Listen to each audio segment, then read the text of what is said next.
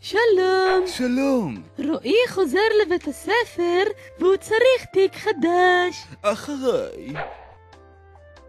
על איזה תיק אתה ממליץ? היום הכי חשוב זה לשמור על הגב של הילד שלך. לכן אני ממליץ על התיק וולקן M61. מסגסוגת טיטניום עם רצועות אורתופדיות שמקלות את הלחץ על החוליות הצוואריות. אוף, לא יודע. למה רועי? יש גם מקום לבקבוק שתייה, סנדוויץ', מה אתה מעשן? קאמל.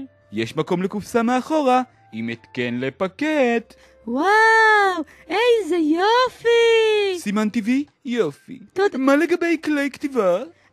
לא, יש לנו, אז תודה. במיוחד בשבילך רועי, סט עפרונות מדהים, שבלחיצה על המחק נשלפת סכין 32 סנטימטר מפלדת תלחלד להב משונן עם פנס לד מובנה.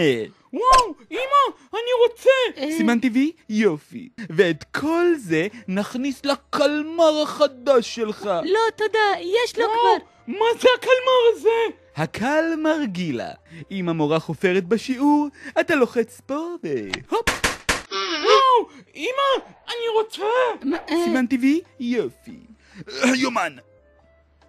אמא, אני רוצה יומן. מה יומן? במיוחד בשבילך רועי, יומניאק. יש בו טיפים איך לעבור בדיקת ינשוף, איזה פיצוציות מוכרות סמים, ויש בצד גם אנימציה של מכות במועדון. אמא, אני רוצה את זה. לא, אני... סימן טבעי? יופי. טוב, תודה רבה. רגע, מה לגבי ערכת האונס הראשון שלי? אני רוצה. לא. הילד רוצה. אני לא קונה לך את זה. אבל לאסף קנו.